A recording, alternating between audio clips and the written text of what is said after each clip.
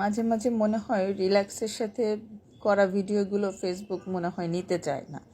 এই ভিডিওটা আমি খুব সুন্দরভাবে মেক করি। আমি অনেক কাজ করতেছিলাম সে সময়, আমার পেজের অনেকগুলা ডেলিভারি আমি রেডি করতেছিলাম আর সাথে গান শুনতেছিলাম, কিন্তু এত সুন্দর একটা ভিডিওতে আমার বাসায় শোনা গানটা জন্য কি কপিরাইট দেওয়া উচিত হলো ফেসবুকের? তো পুরো ভিডিওটাই নষ্ট হয়ে গেল। এটাকে আবার আমার এডিট করতে হচ্ছে, আবার ভয়েস দিতে হচ্ছে। এটা আমার জন্য, যারা রেগুলার অনেক কাজের সাথে ব্যস্ত থাকে তাদের জন্য একটু কষ্টকর এবং বিরক্তিকর। তারপরেও কিছু করার নেই, যেহেতু এটাতে কপিরাইট আসছে সেহেতু আমি এই ভিডিওটা নতুনভাবে মেক করতেছি। হ্যালো এভরিওয়ান, আসসালামু আলাইকুম। আমি তুলি, আমার পেজ তুলি সাদিক ফ্যাশন। আমি আসলে এই সময়টা খুব কষ্টের মধ্যে দিয়ে কাটাচ্ছি। আমার হঠাৎ করে অনেক অসুস্থতা চলে আসছে। ব্যাপারটা এরকম যে আমি খুবই অসুস্থ। এর মধ্যে দিয়েই আমার পেজের অনেকগুলা ডেলিভারি ছিল। এটা ইমার্জেন্সি ছিল।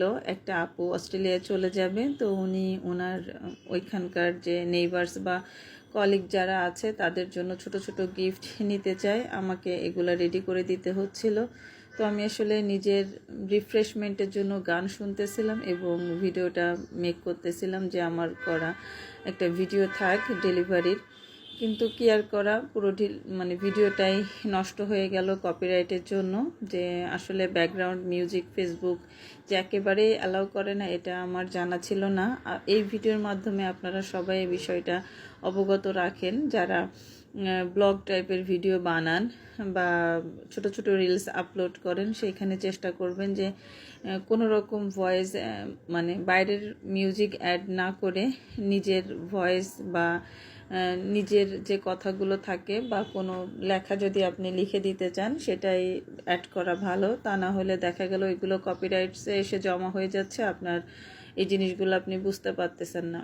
তো দেখেন, এখানে আমি অনেকগুলো মঙ্গলসূত্র উনি অর্ডার করেছিল। তার কারণ মঙ্গলসূত্র একটা সময় ভাবতাম যে সনাতন ধর্মীরা পরে, বাট ব্যাপারটা এরকম না। মঙ্গলসূত্রটা খুবই ছোট্ট সিম্পল টাইপের নেকলেস হয়, এটা শাড়ির সাথে পরলে খুবই সুন্দর দেখা যায়। তো উনি অনেকগুলো মঙ্গলসূত্র অর্ডার করেছিল এবং কিছু পলার উপরে চুড়ি। আর যেহেতু আমি একেবারে প্রফেশনালি বিজনেসটাকে নিয়েছি, তো এটার কারণে আমার এখানে সব টাইপের সেটআপ আছে। এটা যেমন বারকোড দিতে চাইলে আমি এটা দিয়ে দেই, বা প্রাইস ট্যাগ যেটা বলে, প্রাইসটা আমি এই মেশিনটার মাধ্যমে বসাই। এটার দামও মোটামুটি খুবই কম।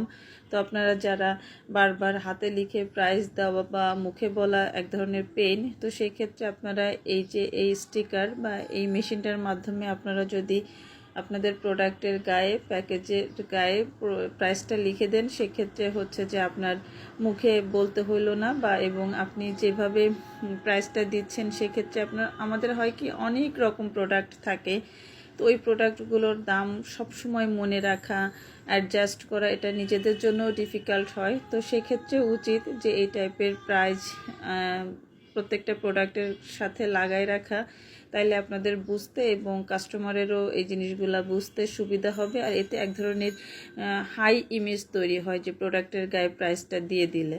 ধন্যবাদ।